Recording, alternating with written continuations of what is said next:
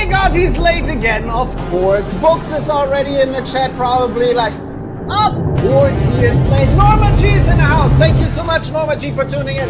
Richard Goddard, thanks for being here. But motherfucking Jackson in the house. Glitch Tape's here as well, of course. I think Chunky might be here. Yes, Chunky is here as well. Thanks, of course, Norma G and Chunky for holding it down in the chat. Happy Hearts is here, and I see backstage. Glitch Tapes in the house. No Stress Training. Crazy, Chunky, everybody is here. I can't even believe it. It's Thursday, and it's 4:20. Well, 4:22 on the East Coast of the United States. And so, yeah, of course, Sebastian is late again. And that means we'll have to have a 420 pup, with a little bit of a delay. And since Hempy is in the house, I'm not having any Good Genetics. No, I'm having some Hempy hard stuff. Like, thank you so much. And I can't believe there's so many people already backstage. We are 1, 2, 3, 4, 5, 6 people in total. And very soon I will get them in here. But first of all, what is everybody puffing on today? For me, it's night, or for you, it's day. So yeah, thanks again, everybody, for tuning in. Gunsmoke 420, John Lindsay, William Bartel, and Dom is here too. Thanks, everybody, for being here. And yeah, having this fantastic sesh. Today we're talking a little bit not only about Good Genetics, but also about bugs. Yes, bugs. What are your biggest enemies? What battle royale did you have to fight before? And what have you been using for it? And maybe there is definitely enough room for you too, Chunky, because 6 people are perfect. Look, let's wait. Let's have this together. Let's do it like this. We'll start with No Stress Training. Einen wunderschönen Abend, a wonderful evening. Guys. Thanks for being here, man. All good, all good, all good. I saw that you sent me this amazing video about how you are pressing flour. Wait, I can't talk because I'm going to have this first. Yeah, I did a bit of a production day more or less yesterday. So I did a recording of how I press the flour rosin. Yeah.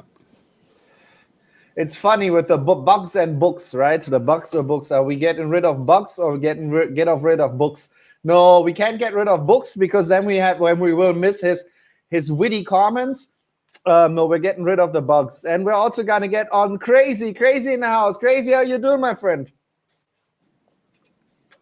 Oh, I'm doing a dab right now. What's up, brother? Good seeing you. Yeah, I mean, it's 4:20, so I get everybody else on. Glitch Tape, hey, man, how you doing? What's going on, y'all? And then we have also Chunky in the house and Mary. Hi, how you doing, guys? Hey, how's it going?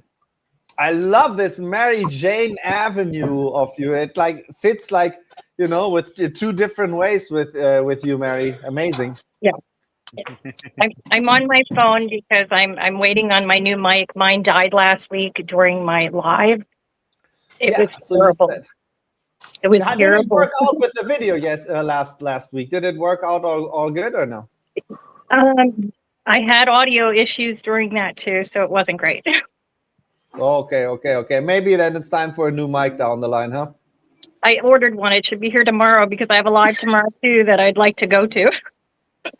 And you are live on YouTube on the Grow and Grind channel, correct? Yes. Yeah, that's right.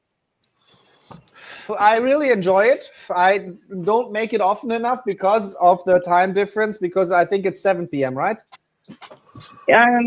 6 p.m. Eastern.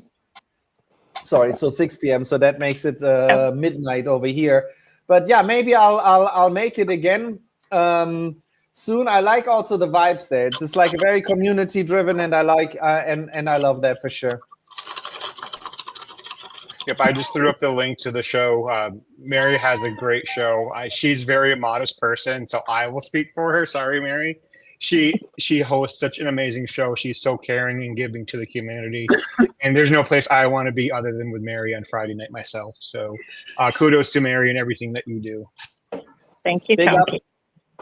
Thank you so much. Like, yeah, 100%. Thank you for what you did. And the amazing, it's really funny where I'm sitting on the other side. We just had a pizza, right? and my family has just left this room. Yet my cat, I don't know what happened to this cat. This cat used to only eat like cat food, you know, like maybe a little bit of dog food and stuff like that. But lately, he's gotten obsessed with pizza. And he's just sitting on that table. Wait, let me just turn this around. I never do this, but look at it. Now, of course, in that moment, he jumps right off that table, right? But like he literally, the pizza box is empty, and he's just like a Cotton egg. maybe he also found like get a hold of one of your super booth Shahis. Yeah, he probably nibbled a little bit on that, right? And that made him all like all amped up for pizza. Had a little honey time with the kitty. Yeah. What So you dabbing on, crazy? Oh man, I'm dabbing on some dragon fruit. It's called some dragon fruit, and oh look at that. Is that what moisture meter you was talking about, bro? Bro, I love this fucking thing. 10.4 moisture in it. Oh my god, dude. This thing hits as soon as you plug it on. 40 fucking bucks, US dollars. Excuse my language. Yeah, I use something similar. I love it, man. It's so simple. Do you use a hardwood setting on that? A hardwood setting? Yeah. Mine comes with a hardwood and a softwood. I used hardwood thinking it was the right one, but I really don't know. So I was wondering if you knew. No, I do not know. Thanks for bringing that up. Now I got to dive into a manual a little bit more. Yeah, I don't know if I'm anywhere near right on this either, but I strive for 11% for flour and about 14% for flour fresh press. Yeah, for sure. I mean, it's smoking good. Oh, this is some of that the super bear, super booth. Okay. That's super booth Sherry. Do you guys, everybody knows, Mary, do you know that I can't pronounce the word sherry properly? So that's why we call it sherry. It's fitting. Even the It's like AI a cherry. So Mary, the best thing about the whole thing is he can say chicken, but he can't say cherry. Cherry. But I still prefer the way he says sherry first. For sure. Sherry. Sherry. Sebastian, were you able to get my video I tried to send you by any chance? Want to take a look at it? Yeah, if it turned out okay. I tried to make it. I honestly have not watched it. I've saved it for the show, you know. Like I mean, Okay. like let's be real. I have both Chunky's and yours. So let's check your G breath in your greenhouse, right? Just a little update on the G breaths I have here going in the greenhouse. We have two of them. We have the shorter one that I had super cropped to get her side shoots to come up. It worked, but she stopped growing height-wise. I decided to leave the other one natural, and she's grown up to 52 inches in height. This one is in a 3-gallon on a self-watering base. This one has been up-potted from a 3-gallon to a 10-gallon for stability due to her height. She is sitting on a self-watering base, but it is not turned on yet. G breath number 1 went into flower first following the training, and she does have quite beautiful purple colors coming into the bud. The one I did not train, sorry, neighbor's working on stuff.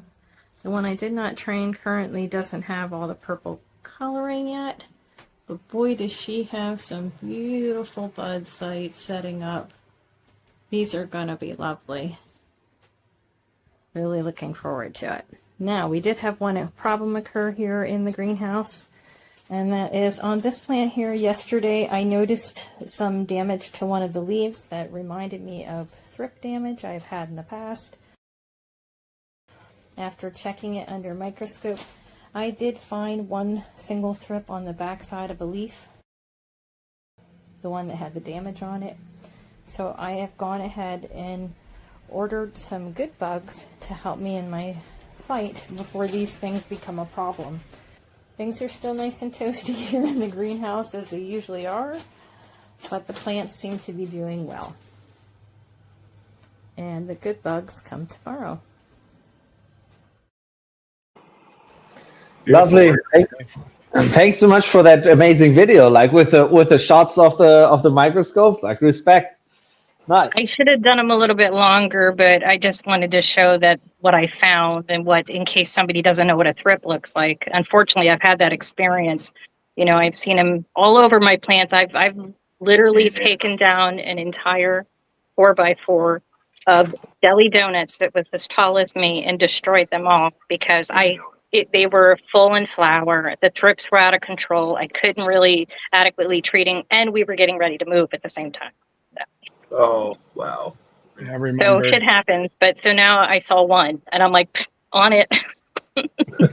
Yeah, but like that's Lesson really a learned. great environment too. But yet I wonder, and I don't have a lot of experience with greenhouse myself. Is it different bugs you order for the greenhouse? Because in a lot of cases, I think it is. I think one time I ordered like greenhouse bugs, just like, oh yeah, let me order these. I never had them. I didn't like, was all in Spanish. I'm like, yeah, let me just order it. And I had them and these fuckers started biting. They didn't just like eat the stuff in my tent. Once they didn't have any more food, they started eating meat. They started biting me. So I'm like, I that's literally not fun. bought. I bought a bug that's targeting the thrips directly, but differently this time. I usually buy the little sachet things that you hang on your plants, and the little mites come out time to time and feed. And those have worked predator mites, successful before. But this was a little different environment, and I'm a little bit later, so I want these live little fuckers, to excuse my language, to fly around. I even turned off my little bug zapper that I have for most flying bugs. And I want these ones, and I even bought little feed packs so they can be in there for the duration of this grow, making sure that thrips don't come back. So Do that's you know what what you bought? decided. What you bought? Yeah, they're from Nature's Good Guy, which is the only place I know of, honestly, to buy them for me. I got it's called Aureus insidious. Minute pirate bugs, and they're for thrip control, and they work for other stuff. And then I got the Good Bug supplement cards, are like 50 cents a card, to make sure that they stay fed, because you have to provide them something. If they're eating the thrips and they get rid of them, you want them to still hang out if you can. So I'm having pet bugs in my greenhouse. Yeah, Sebastian, if you go to that Nature's Good Guy site, you can tell the site which bug or which pest you have, and they'll recommend which bugs to order. Nice. Yeah, I mean, I picked them, as I said, I picked them before. But like, for example, what we know, we talked about this yesterday in German. I don't know a lot of the names sometimes. So the green lacewing larvae. So they also call aphid lions. Those things, they're crazy. They're like they eat a lot, and I'm pretty sure that they're also great for greenhouses. I'm usually also a mite guy, like predator mites and all, like a few different varieties of predator mites. Make sure that they don't necessarily target each other when they don't find other food. So that's something I've enjoyed. And then of course nematodes for beneficial. Yeah. And what are they called again? The not the white flies.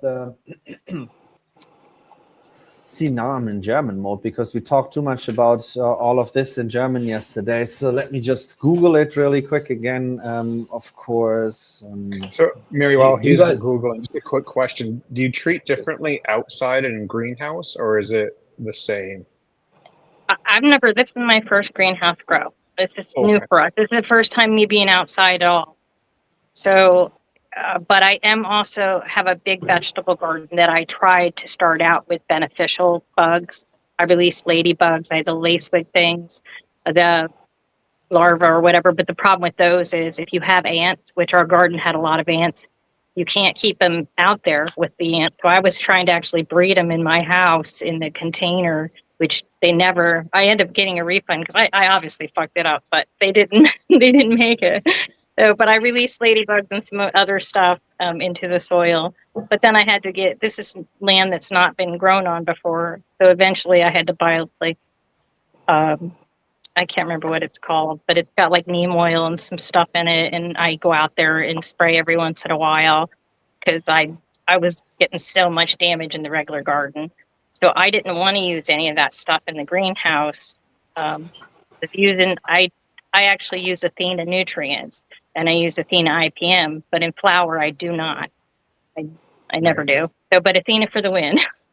Yes, ma'am. I'm doing some companion planting. I've got some marigolds and tobacco planted in one area, and then I'm using the Athena IPM in the other area, and they're doing about the same thing. Really? Yeah, the marigolds and the different varieties of tobacco will take care of most of your pest issues. And they'll draw in on most of your pollinators as well. And yeah, they've been. I mean, I always have calendula around, like always. So like it's just like a staple for me everywhere. You know, I pick the seeds. It's just like the same with basil. Like I pick the seeds and sow it everywhere in a way. Like so. Same. I do this. I've never really intentionally used beneficial or like companion plants in a way, like in a fully like, yeah, let's go full on it. I have been using a lot of beneficials, and as I said, like for fungus gnats, that's what I was looking for earlier, the word for the fungus gnats. It's just great to have nematodes, and I water them in normally in the very beginning. And you just keep them in there, and they're going to go for any insect larvae, anything like that, and they're fantastic for that. I think the Steinere or whatever they're called, like the Stein kind of strain, I think that's the one I've been using. And then, of course, I was writing them because I still don't know exactly how it works, but I had used before a lot of times Dr. Zymes, the amazing Dr. Zymes. And that stuff, like, as I said, I don't know what it is. It works a little bit too good sometimes for me to be really like, it's organic and I can really use it, at least in the beginning of flower. I don't know. I really don't know. So there was a question, Sebastian, about Last Coast plant therapy in flower. I think it was Jay Togger. It's a little bit up on the screen now. I wasn't sure if you. There you go. What about those? No, people, that was a question I had too, but after I did the research, what I about decided not low coast plant therapy in flower? Yeah, I would say no after, and if you see bud sites, don't put Lost Coast on it. I would, if you're seeing something after flower, do what Mary did and do the research on the type of pest you have, and you get beneficial bugs. I wouldn't spray anything in flower.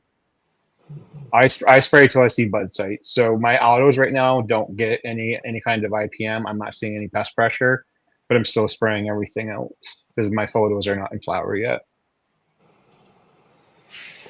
Makes sense. Makes absolute sense. Yeah, for me, as I said, like I think I've heard a few times, a few different things, you know, a few different products which are like mineral based. You can technically spray in flower.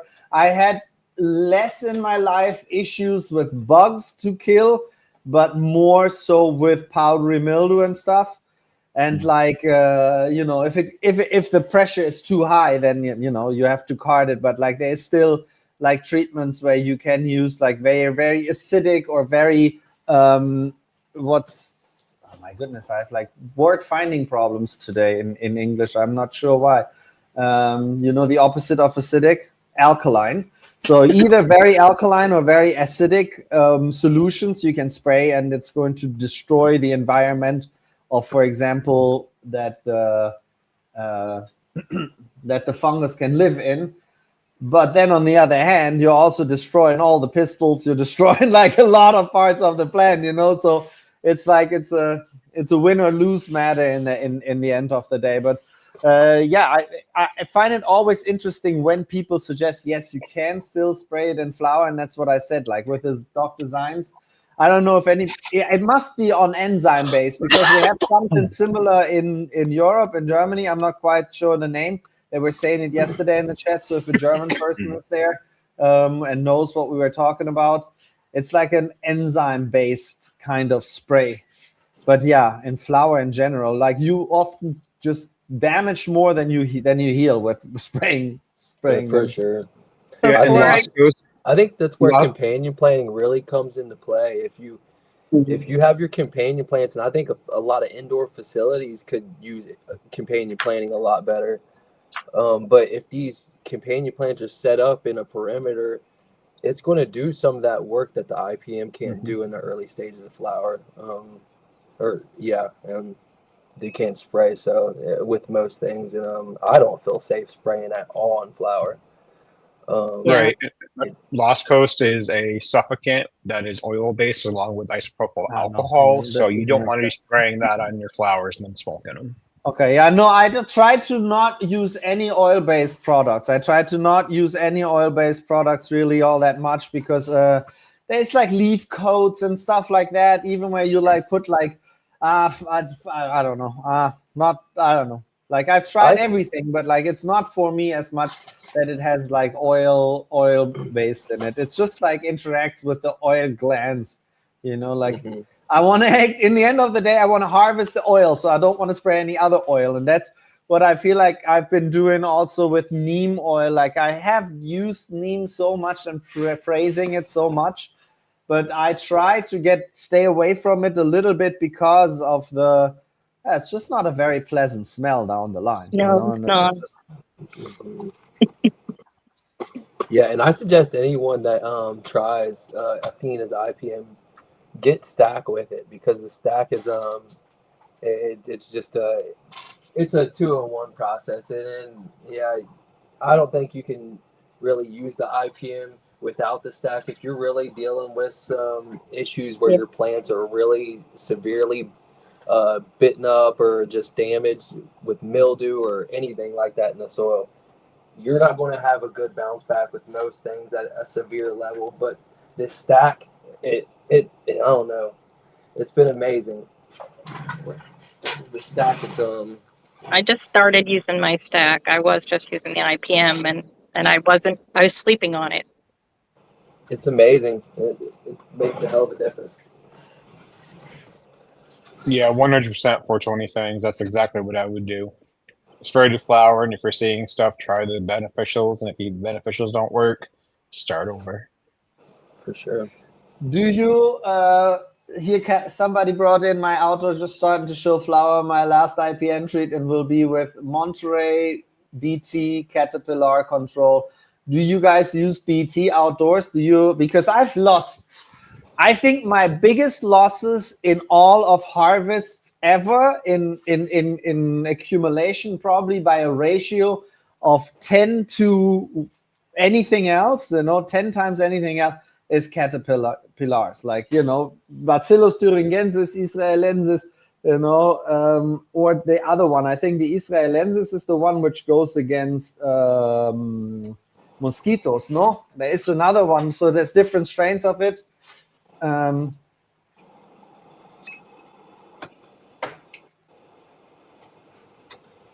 so, yeah. Sorry, having some tech problems still. I cannot get a reception, Wi-Fi or otherwise, in my basement apparently. Yeah, I don't have a basement, but I could see, like, if I go in the wrong room, I definitely will lose my Wi-Fi here. So I know what you feel. I feel you. About to roll up some Super Booth and Mendo G mixed in one of these peels, and I need everybody's help. Should I use the raspberry, the strawberry, the mango, or the blackberry for the Super Booth cherry, or the Mendo G? The Mendo G and the Super Booth mixed. The blackberry sounds like a really good idea. So blackberry sounds good to me with that Super Booth. Yeah. Yeah, and the Mendo G, the G breath. Sorry, the G breath. So sorry, the peel. So that's included in that giveaway, right? That we're gonna you have still what, like more than 24 hours, like 28 hours or so to go over to your Instagram and repost that reel of ours. Unfortunately, I'm not a collaborator because Instagram doesn't want Sebastian to collaborate on anything anymore. It's crazy. So, yep. One of the many reasons why I built Glitch Tapes. So we can build our communities and our platforms elsewhere and not have to rely so much on Meta, YouTube, Spotify, all those platforms that want to gatekeep us anyways. They want to has everybody noticed all of the human artists are being taken off of Facebook and Instagram to where you can't share human artists anymore on your reels? Slowly but surely. yeah, I don't want to think too much doomsday, but it's always really good to be prepared. You know what I mean? It's good to have alternatives. You know, you'll need the big platforms for the reach and for finding new people and expanding your community. But yeah, you'll need to have a core somewhere where you can like retire to. You know, where you don't have to be worried about ownership. Ownership is key. Now than more than ever, it's easier with all the tools, and we have a community of people that can build applications and platforms like that to where you can really be the one that determines your destiny rather than always handing some other platform the keys to your property. Yeah, and as far as like Athena as well, if anybody wants to check out their website, they do have a new IPM procedure, and they said it's the first full IPM procedure handbook out there. It's pretty in detail. It's got a lot that comes with it: the sticky trap procedure, quarantine procedure, scouting procedure, your sticky trap monitoring log, your scouting log. All of that comes in the handbook that you can print out. It's nice they do that, and I think it's great that more and more companies are going to be more informative and are thinking much more about full circle and really to help the people to also utilize their products. It's a good feeling about it. Yes, it is. I did join that. Athena's got a growers group thing or whatever it is, like an online thing. I did sign up for that, but I haven't had a chance to really dive in very much yet. It's amazing. It's been super informative. I've met some great was Crazy Grow talking, because I can't hear you, bro. I don't think your mic's on. Whose mic's off? I can't hear Craig. I couldn't hear him. But what I was saying was, yeah, I couldn't hear him at first at all. But yeah, the only one who turned his mic off is No Stress Training for now. The webinars with Athena and their growers club and their team is so super supportive. There's been things about growing over the past year that I've definitely felt not so confident in, but their team definitely helped build up my confidence, answering any questions. Their webinars were out of this world, man. So I highly suggest anybody tapping in with Athena's team. Athena, yeah, I don't they got like an R&D program they got going on right now? Yes, sir. I signed up for it. I wanted to say I sure signed up for it. I want to see what they talking about. I've been running raw, just raw NPK, making my own like ratios and stuff. Like that's all I've been using is raw lately. So I think I got their CalMag though. I got Athena's CalMag, and their price is great. They got like very reasonable pricing. $150 for the starter kit, and the starter kit does 12 plants easily. It will feed 12 plants easily the whole process for $150. It's not bad. No, not at all. I was lucky enough to meet them at an event in Cleveland one year, and a lot of people didn't show up. So I made out, and I got myself the full splendid line, the full box. We had to borrow the dolly to get it out of there. It was awesome. So, and I've only had to replace a couple bottles since, and to buy them individually, it's really just like anything else. So, but that was a real score. So if you guys ever see Athena at an event, they've got a kit out there. Now mine they make them smaller now, and for good reason, because you can't carry them out of the barn when they're that big. I think, by the way, that Athena this year to Mary Jane Berlin, there was something that was with a certain badge. They changed some certain product, some ratio or so, and at least that was the talk. And that was the reason they basically had like pallets full of Athena, full kits like standing everywhere, and they were giving them out, that was crazy. That's a It was game like, changer. It's an absolute game changer for a grower, and that's why every time I am doing a big giveaway or something, I always reach out to them, because it is a game changer and it's a big deal. And I'm so proud that they usually sponsor a gift each time. So shout out to Athena. but here John Lindsay is saying he's using stash nutrients, stash blend additives, and recharge warm castings. Sounds super interesting. I would like to use. I used the stash blend when it first came out. I got that, but I would like to use their nutrients at one point, because I like the way it's very minimal mineral input. It's a lot of organic input, and it's just like a slow, release amendment. So I'm always like pull like powder a lot. Like I like to put my stuff in the soil and maybe do a little bit of top feed, or rather not even like top dress, like give them compost teas in the end. Like that's like how I like to do. I like to keep have my soil already with the amount of nutrients more or less, maybe. And when I need to put like something like a PK boost or anything like that, I use a compost tea and put it from the top. And then I know I'm recharging in a way also the beneficial like bacteria, fungi, and so on and so on. So that's a very preferred way of doing things. Yes, sir. You're feeding the soil rather than feeding the plant, and I'm starting to understand that a lot more myself.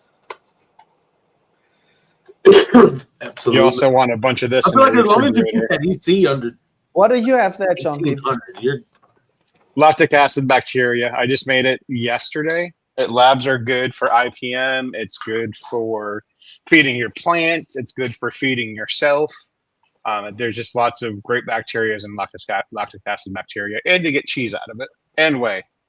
But once you make it, you have 3 different uses. Nice. Cool. I like that. And all it is milk and rice, and you can make it at home really easily. How do you use it in IPM? Because we're talking about bugs, It's a bacterial spray, or it's an antibacterial. So if you do see, and you can spray it in flour. This is one of the very few things that I'll say you can spray in flour. It's a good fungicide and antibacterial. So if you're seeing some stuff in flour that you need some antibacterial, that's a good antibacterial to put on the flowers. Right on. You can use it all the way up until the end. Nice. Amazing. Yeah, see, there is a few things you can spray in flour. Still feels a bit weird, and it also has to be done carefully because you're introducing extra moisture into your bud sites. At least try to not necessarily go like spray it like crazy. Yeah, but I use it as a foliar and as a fine mist foliar. Okay, there you go. Nice. So I thought Ben was coming. He might have fell asleep because I was hoping he's going to show us his garden. But we can take a look at your garden, Chunky. Oh, okay, great. Sebastian, just wanted to give you a quick peek at the G Breath Autos, looking absolutely gorgeous. They're on about day 48. Not sure what today's date was or the exact date I planted them. But what I did is I did bend the main stem over. So this is the main stem here. As you can see, she's totally bent over. That opened up the rest of the site. So we have lots and lots of tops. Looking good. These are 20-gallon living soil pots. And here's another one of the G Breath Autos. And there's Lulu. Hi, Luna. And there's Remy.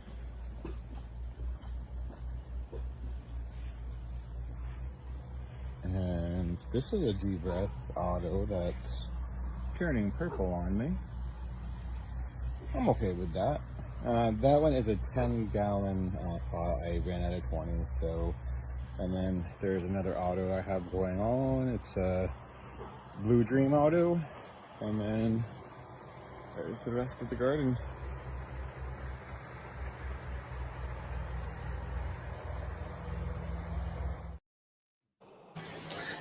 Absolutely magnificent. Not only those autos, also the rest is definitely some. Yeah, I seen the whole thing. I'm like, man, I just live out there. Just I just took some videos today for an update. I'll throw an IG a little bit later on. ain't got no neighbors, man. I'd be outside, man. I got a neighbor, but I got like a little natural privacy fence.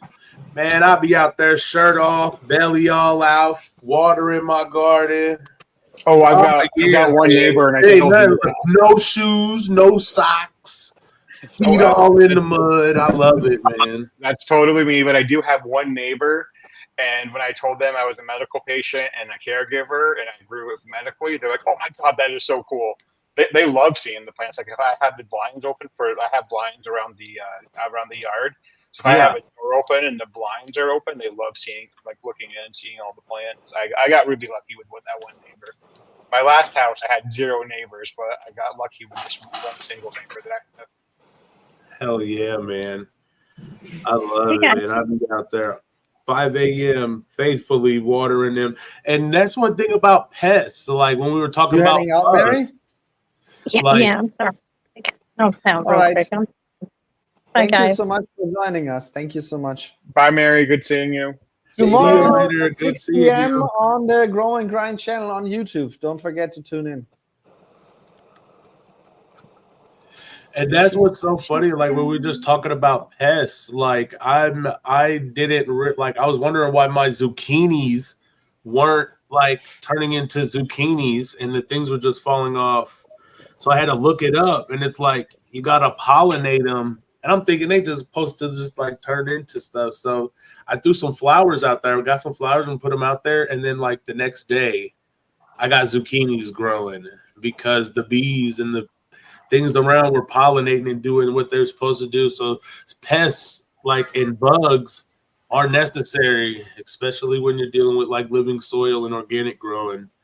So you know the whole circle of life has to be thought about. You got to have a natural balance in everything, not just the plant, but And the life cycle of the bugs too. Like if you're finding a pest, you got to know how long the bug will live, how long the larvae lives, how long it takes for them to lay eggs. So you have to break the life cycle of the bug along with killing the bug itself.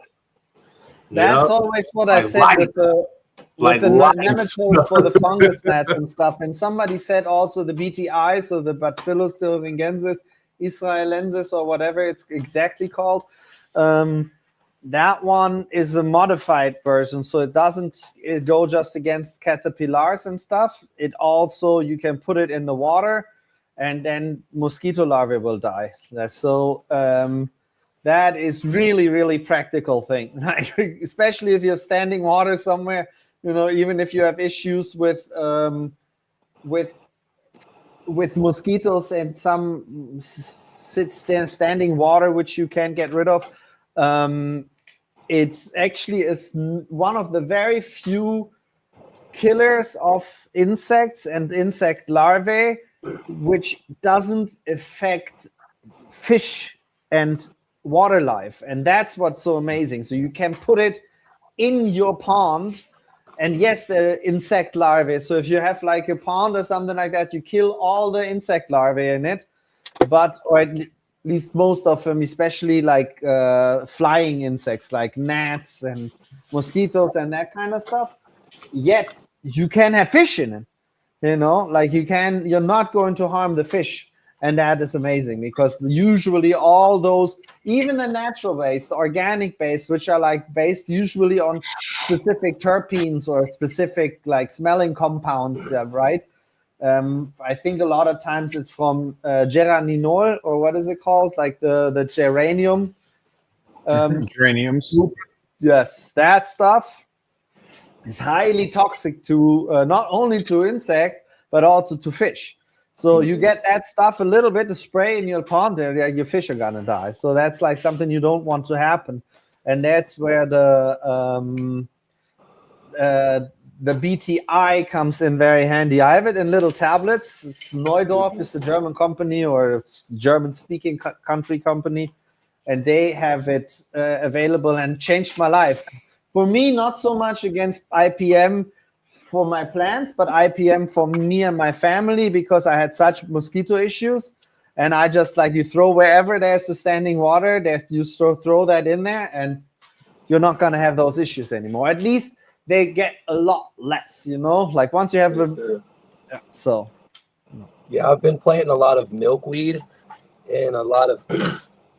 I've been spawning frogs around in little pools, and I'll take the tadpoles and I'll transfer them over to this little pond that I have by my garden, and the garden's kind of like central, so all these frogs and stuff that are spawning in my yard, they're taking care of it. And then the milkweed, that's bringing in some of these butterflies and then dragonflies, and the dragonflies are taking care of a lot of what the frogs aren't.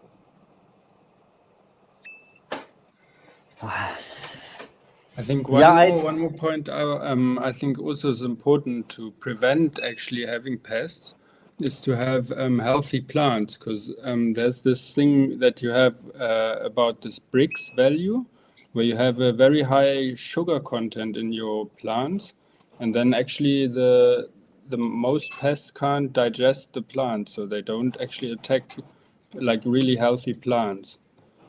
I think we actually also forgot to mention this yesterday in the German stream, but yeah, I think that's the best way to prevent any pests actually.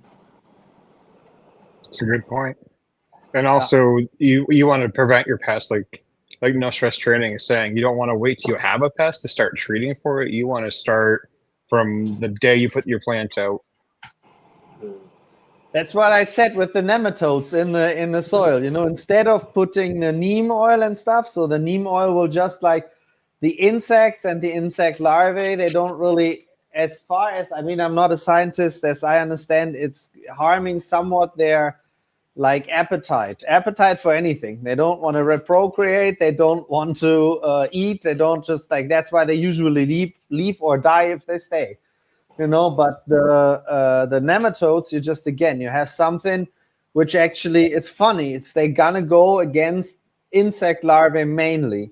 But if that doesn't go, they even go against other nematodes. And obviously some other nematode species, they can harm, they can eat your roots and so on, you know, like that's something which can technically happen. Hasn't happened to me yet, but you know, I also, as I said, like with the living soil where I'm having very rich nutrients with a lot of oxygen and so on, and ideally speaking also, you know, local kind of fungi.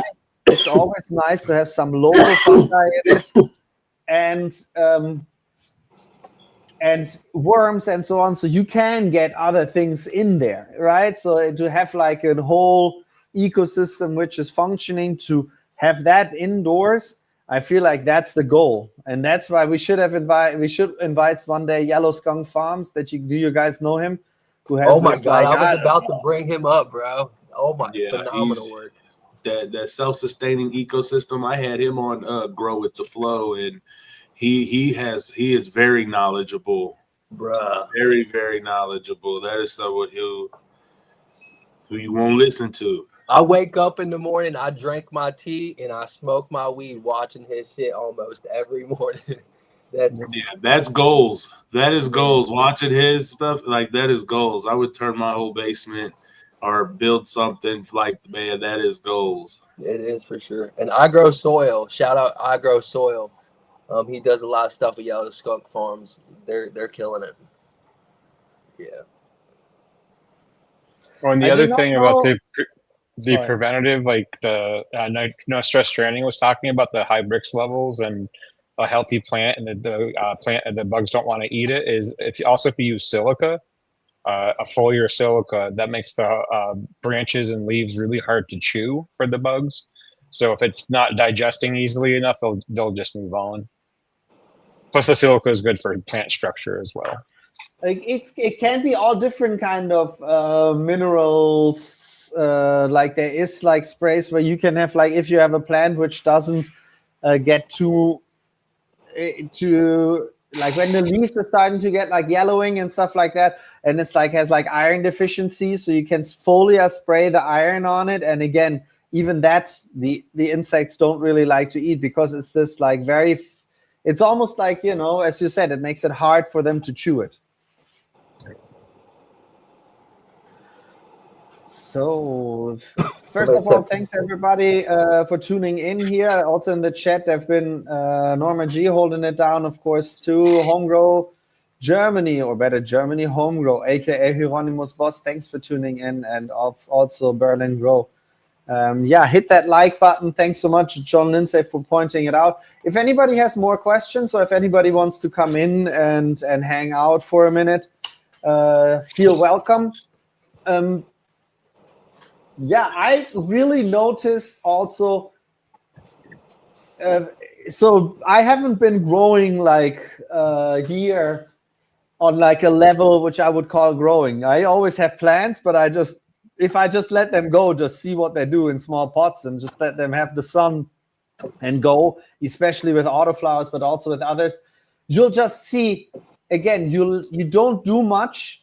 You just make sure they have the right amount of food and the right amount of water.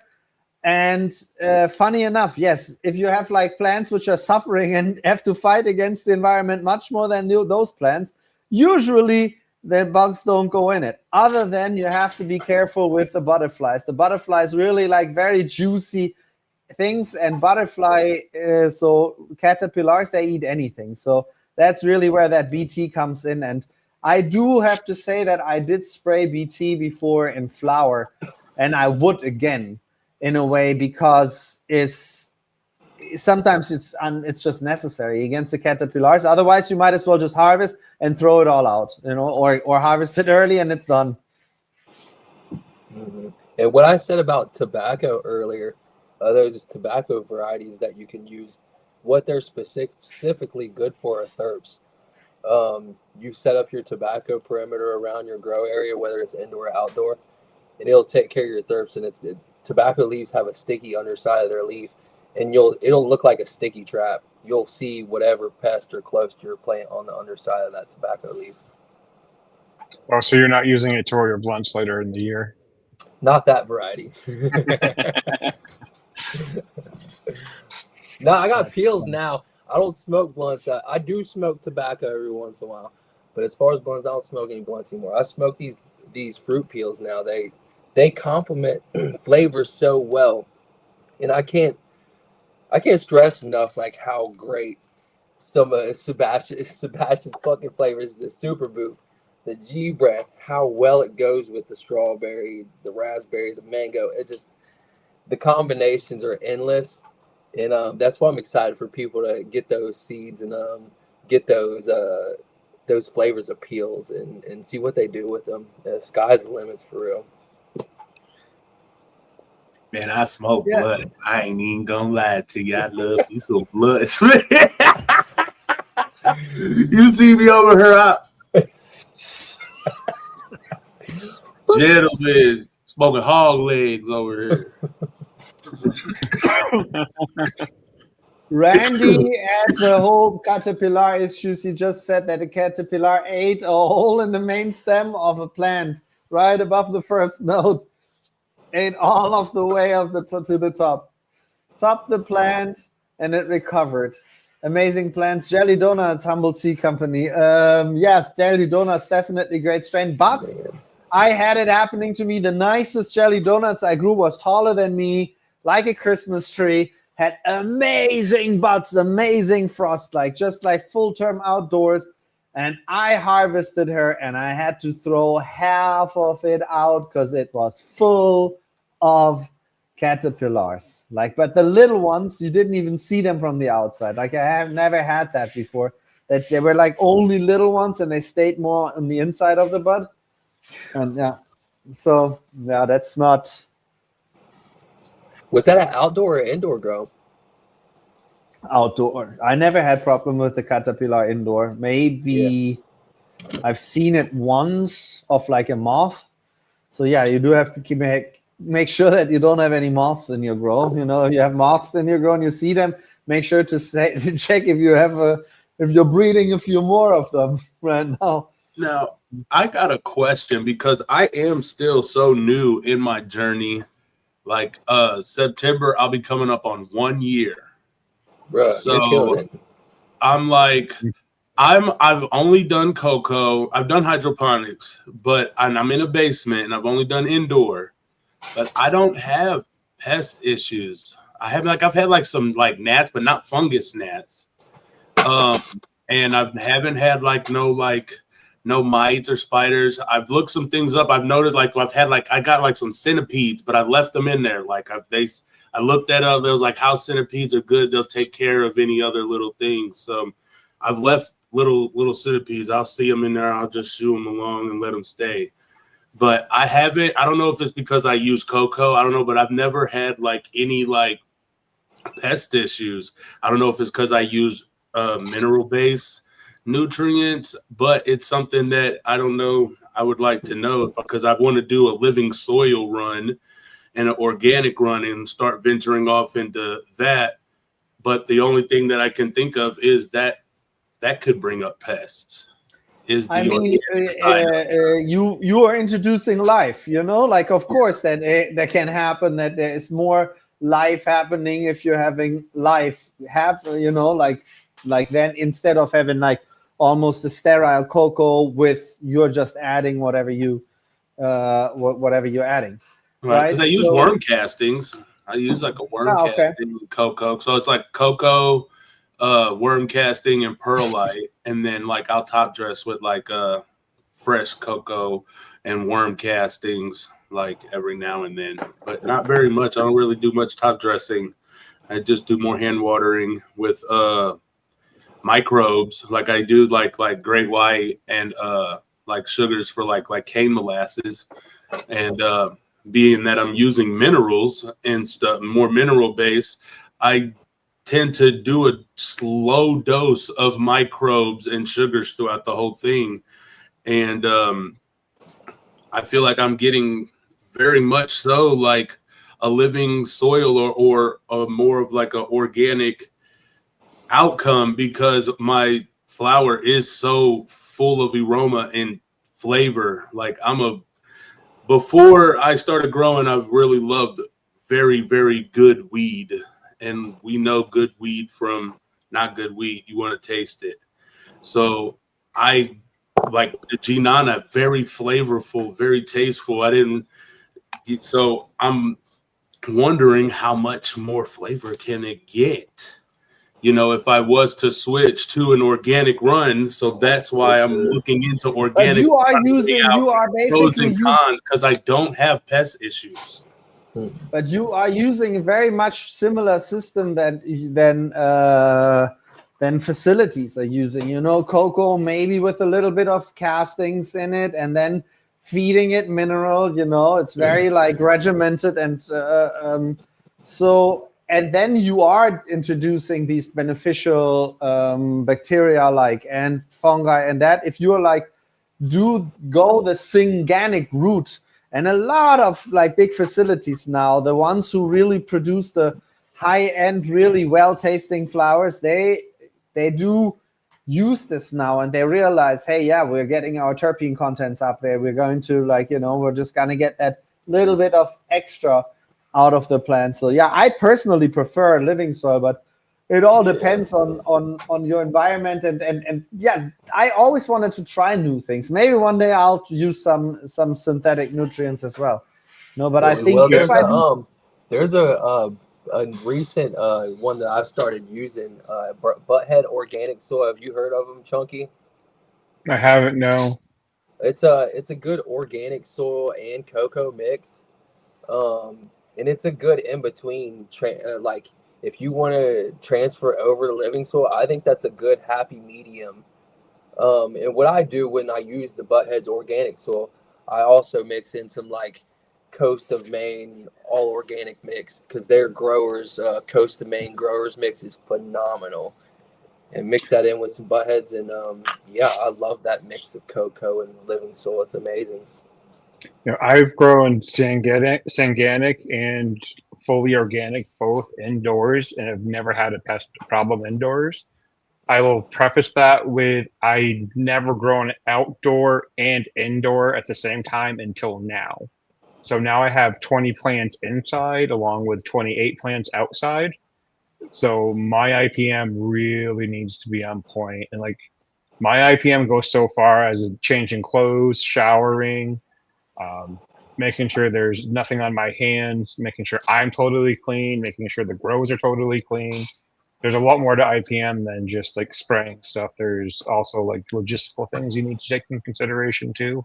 For sure. But I am similar to when you are making beans, when you're pollinating and you have multiple males or multiple rooms going on. Like you have to follow such strict regimens, otherwise you're messing everything up. Yeah, I'll take it a step further. So I'll be growing outside living soil.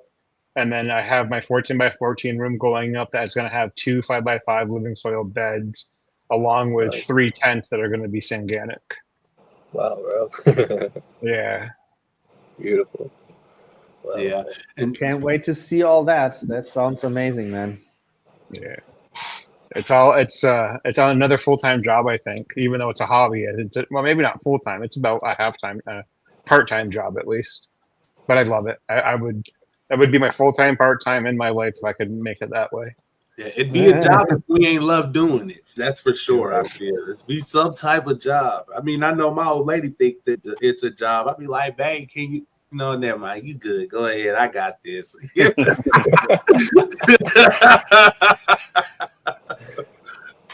Growmaster 88 is in the back. I'm gonna get you on stage, man. How are you doing? I'm doing good. Thank you for having me. How y'all doing? Pretty good, man. Thanks for tuning in, man. Hey, Thanks for being what's here. up, bro? Nice to meet you. What up, crazy?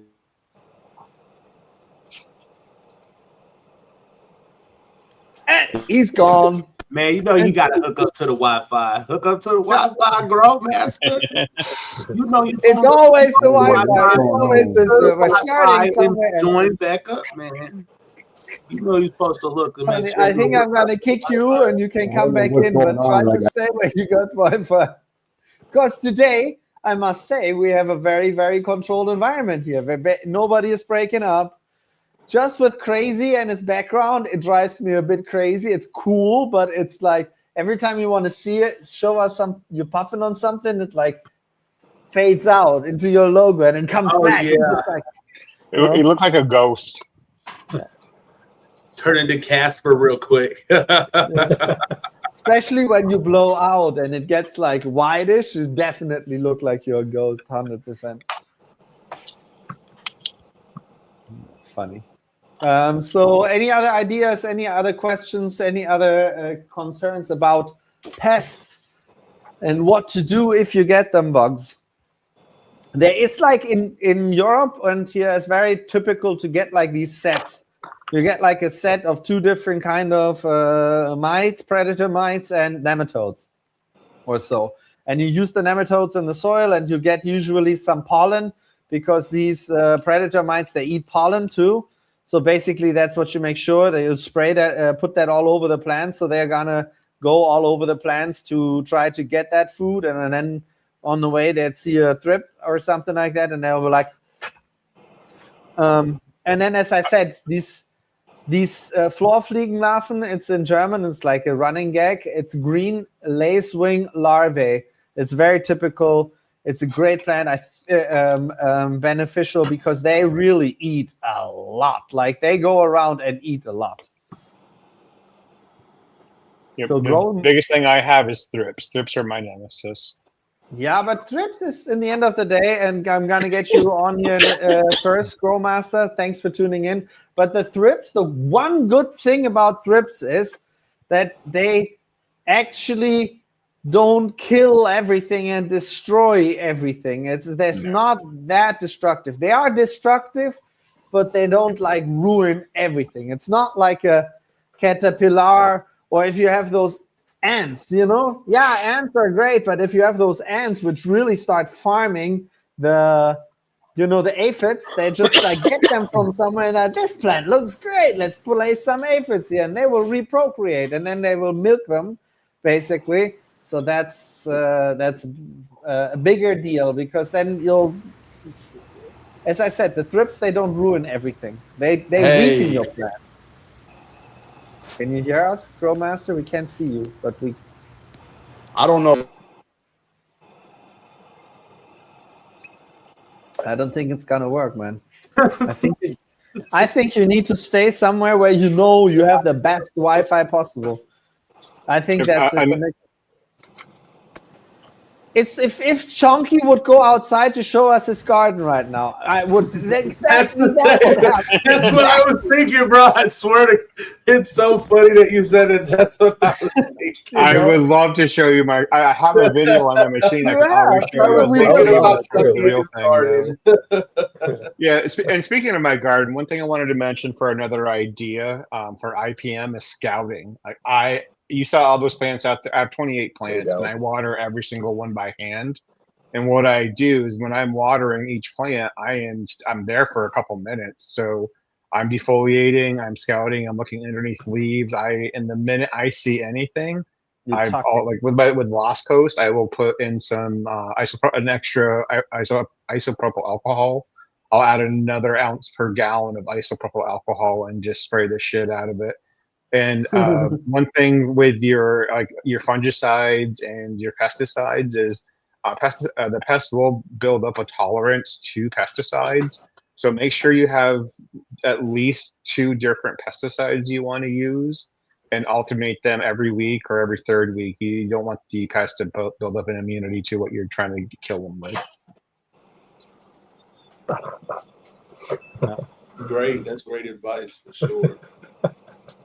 Spray them from every angle. One hand, then take 2 hands. No, 100%. I mean, sometimes you just have to go as hard as you can. And the good thing is that as long as you're not in flower, you can do a lot of things with the plant. But luckily, there is so many natural and ways which don't use like oils or solutions like solvents like isopropyl or something like that, or use anything which is not good for you. But in the end of the day, you can have beneficials again, and then you can use your lactic bacteria, lactic acid again, for that as well. So it's good to be prepared, and it's good to talk to people, because like it's really, you get the best tips from the people who went through it, and then one day you'll be the one who went through it and will give those tips to the next person. And that's really why I'm here, why I'm doing this. This is why I love this so much. Every week in English, every week in German, here as a community, grow together. We're giving away these fruit peels you've been puffing on tonight, and also some Good Genetix and the glitch tape class only for another 24 hours. No, a bit longer, like 27 hours. Tomorrow night, 11 p.m. Eastern Standard Time. Of course, the 342 is going on, still going on right now. The 342 in the shop only till Sunday, I think. I'm probably going to be dramatic and send out another newsletter with like a timer. Tuck, tuck, tuck, tuck. So you gotta do these marketing things in the end of the day. So I'm just mentioning it right here. Thank you for being here. Thanks for sharing your wisdom. Thanks for spending the time with us. Anybody else? Not any questions? We can go another few minutes, and then also gonna take another puff here of the. There's a question for Chonky. That was 1 Oz per gallon with the Lost Coast. Yes. So plumber, yes. When I do see something that is concerning to me, like a thrip damage or whatever, I do use 1 ounce per gallon of isopropyl alcohol along with the Lost Coast. I think Sebastian's kind of cringing back there with the oil and the isopropyl alcohol, but I do not do that in flower. I will do it in vegetative state. That's just the key out to it. That's just that simple. Like as long as you really before, even if the pre-flower is on. No, I'm not like that. I don't use it, but I try to avoid it. Like I try to not have it, make it necessary. I'll have the insects in the beginning, the beneficials in the beginning, you know, as long as you know they have enough food without eating each other, you know, so you'll make sure that they have, as I said, like the mites, they get those like pollen, and you put the pollen all over the leaves, and then they're just gonna start crawling around and collecting it, and they're just gonna live in those little sackets basically in the end of the day. Oh, and 2 big warnings about using isopropyl alcohol extra and the Lost Coast itself. Make sure that if you're doing it outdoors, do it at sunset, or make sure it dries before sunrise. Or if you're indoors, make sure you do it at lights off, because you'll burn the shit out of your plants if you put something oil-based on your plants. And never ever use anything sulfur with Lost Coast or isopropyl alcohol. If you have a sulfur-based anything, do not mix them. Just stay away from sulfur if you can, 100%. But that's funny. I actually have also used foliar with has some amount of sulfur in it. I've used it. I've tested it. I've been happy with it. I tried to do, I don't know, like the foliar is always something extra. Like I try to, like when I'm growing outdoors, I do very little. As I said, like it depends. It depends if you're like having a grow like you're like a caregiver, as you said, you're like depending. People depend on you. You know, that's a different situation here. You know, a very, very different situation. You have to be reliable. But for me, the outdoor has always been like a lot more like fun and less, you know, like let's go with the flow kind of thing. And yeah, but still battling, as I said, those caterpillars. It's crazy. Like always those caterpillars. yeah, one year I had a really big problem with slugs. I had slugs all over my plants, and I used beer traps. Slugs love beer. Yeah. You put a beer trap in there, and they'll go to the beer and they'll drown themselves in it. Yeah. Like you'll find them all drowned because they drank too much beer and fell in the trap, and that's no. But let me tell you, empty them out every single day. Give them a fresh beer. Give them something fresh. Don't let them stand for too long. In the summer, I will say, I won't get into any details. I left one over the winter, and by the time I got back, there was fresh slug juice in a trap. I love it. Like that's a good way to end this night. Like thank you so much. No, Growmaster is back. Let's see if Growmaster is gonna be able to join. Yo, man, can you hear us now? Am I back? Let's see if it's working. You're good. You're good. Yeah. You got it. Let's go. No, the website, the actual website, the link itself keeps kicking me out. Like I'd be good for a minute, it would get to the screen, and then it would kick me out. And I'm like, what the heck's going on, man? Like every 32 seconds. It's getting aggravating. I know it can be aggravating. As I said, we already have a list of things, if we make it big, of what we need to buy for certain community members. Chunky also needs a Wi-Fi thingy in his backyard, so he can go there. I do. And that's actually, I won't say it's in the works, but it's on my list to do. Yeah, it's on the list. Yeah, but I'm in a conundrum though, because I kind of like not having Wi-Fi out there.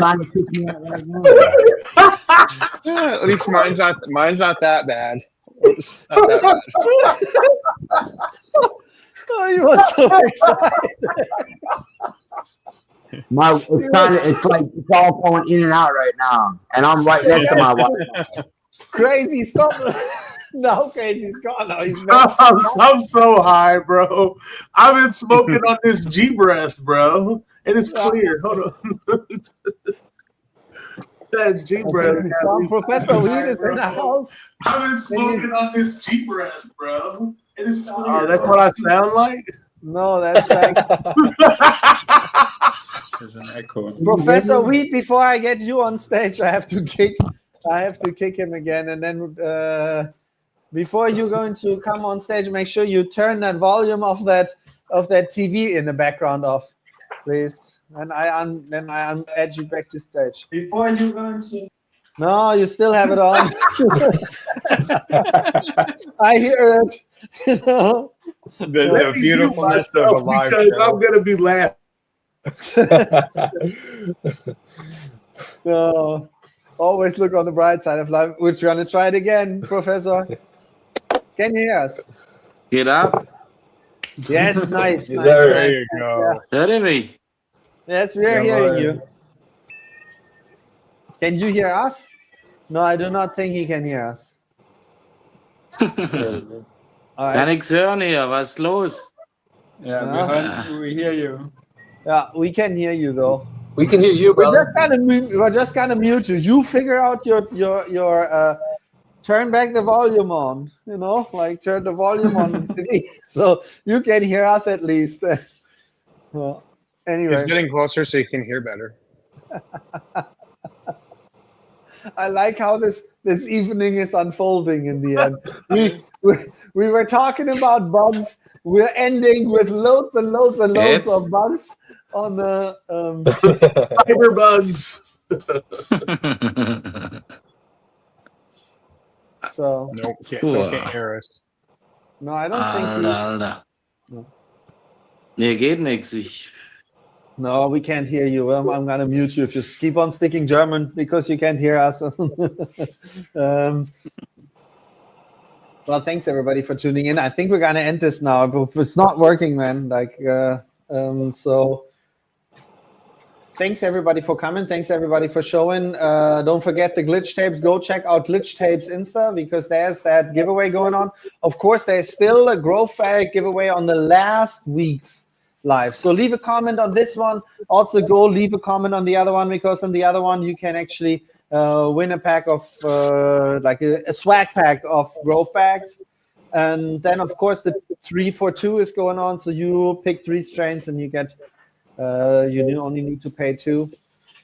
Thanks everybody for tuning in. We're gonna publish some. I think your video is gonna come out. That's gonna be in German, right? No stress training, correct? Yes. Yeah, that's in German, unfortunately. Let's see. Maybe there will be this automatic translations. Usually that comes up nowadays. It sounds a little bit silly, but it's still. I'll test out my AirPods. My AirPods are translators as well, so I'll see. I've never used them as a translator before, so I'll try it out. That's dope. That's cool. That's nice. That's really, really nice. It will be interesting to hear what you're saying, how they work out. So thanks everybody for coming in. Thanks for all the questions. Let's see if Professor Wheat, can you hear us now? Or can yes, you not hear now it's okay, yeah. Yeah, nice. Hey, So we're talking about bugs. We're talking about pests and stuff like that. Do you have any tricks that you use for pests? At the first, as a beginner, I had problems with fungus gnats, and then I try hydroponic. But now I use autopots and put a layer perlite on top, so the first layer dries out. And I've also got this one. Can you see it? I don't know. Green voltage. You can spray it also in flour, but I've also got no problems with pests. Or you can some peppermint oil if you want. Just put a little bit peppermint oil at the top or at the pots, so then they don't like it. Or there is from Terra Aquatica. It's called Protect. It's also natural, so they don't like to smell this, so they go out. They don't catch the plants. Yeah. Nice. I like Richard's idea with the peppermint oil. Yes, of course. Again, you can use. Somebody said obviously terpenes are one function of terpenes is to repel certain pests. You know, so that's kind of funny that we are also using very intense smelling things like neem oil or also peppermint oil to fight it. Rosemary oil is a good one to put on your pot as well. A little bit of rosemary oil around your pot, that's a good one. Yeah, I try to plant a lot of aroma kind of herbal plants they're around, because they keep pests away in general. Like they keep like mosquito and all that kind of intake. They get, once they flower, they attract pollinators too. What's beautiful about mint, like my whole mint plant is full of bees and everything. I feel like they don't go anywhere else. They just go to that plant, you know. Even growing the wasps. growing herbs spices with your outdoors is a good idea. Like you said, you can have your herbs for cooking, and they are natural repellent. Yeah. Or indoors I've used veganic or organic soil, veganics.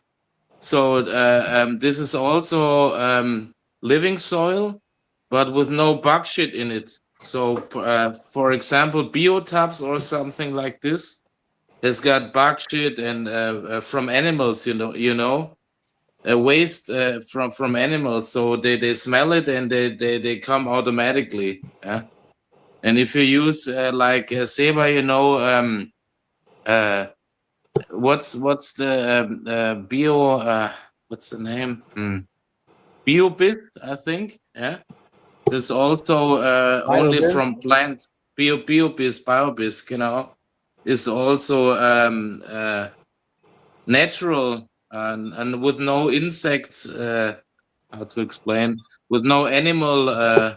Wait, it's like you mean like you mean insect frass, like products which have insect frass in them, basically. You know, so waste, yeah. So I mean, I use stuff with insect frass.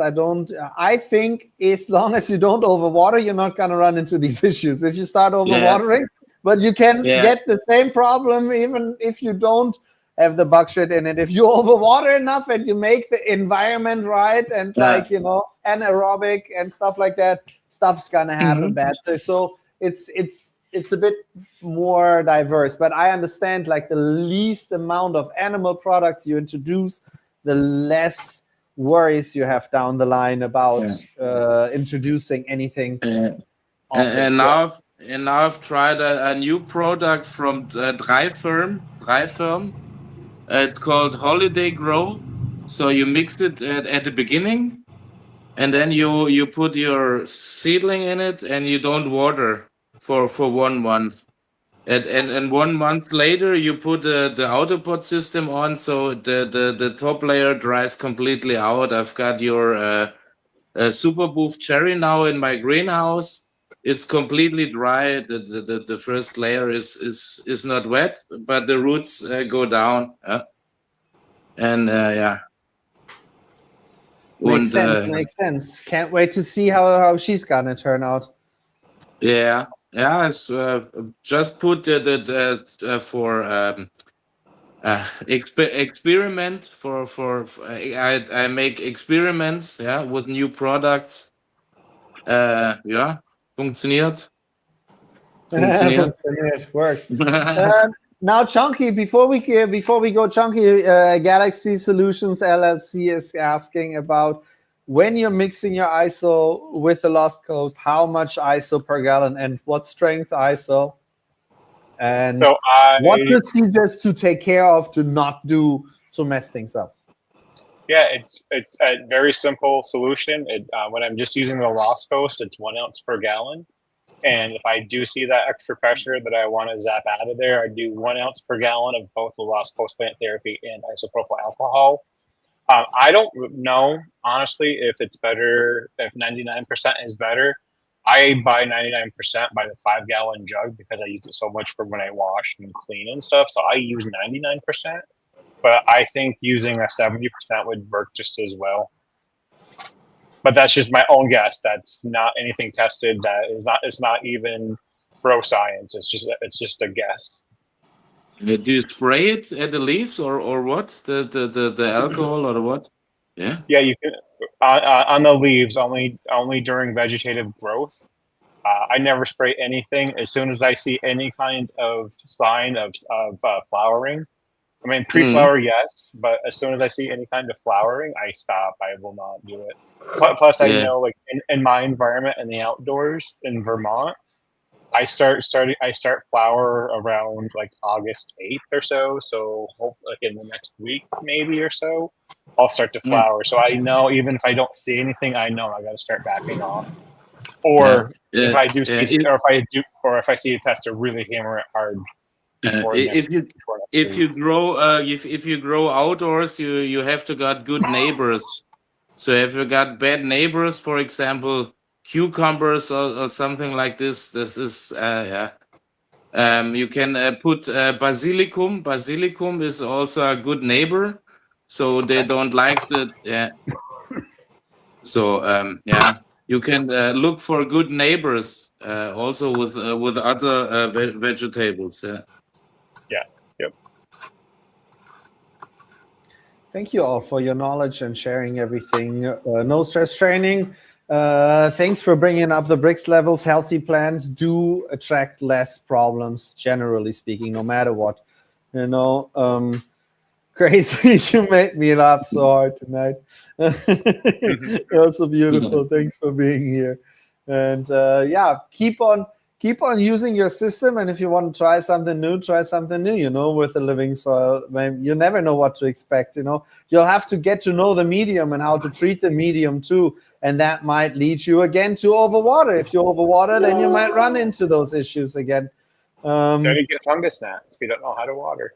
Yeah. Thanks for showing the nuggets, Glitch. Thanks for being the man in the background of the giveaway, and thanks for thanks for sharing the love. Chunky, all your knowledge, of course. And no, thanks for that. And Professor, just thanks for showing up. I got your seeds, the tomato and habanero seeds. I have not unpacked the powder yet. Okay, cool. Yet the cool. powder. Yeah. The chocolate habanero powder is labeled the following: do not touch with your fingers. You know, so I just left it sealed. I just left it in there for now. I'm not prepared. I don't have a jar, nothing I can put it in. I need to find, you know, the right gear before I start touching it. Yeah. Just take a little spoon or a kleine Gabel, weißt du? Yes. And just a little bit. Be careful. I have some California Reaper growing outdoors right now. Okay. Okay. Muss mal schicken, yeah. Check it. Cool. I don't know if you guys noticed, but my chair's broken. So every once in a while, I'll start just like yeah, you can see it now. You've been down there the whole time, you know, like at least there's like the second you in the background, you know. Yep, there we go. Ciao. He's in an escalator, like. I need a new office chair.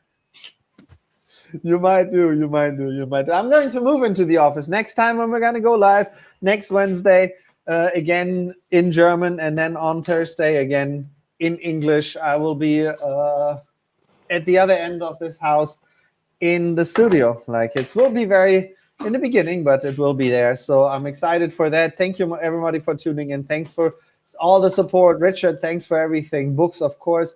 Can we invite Britney Spears in the stream next time? Yeah.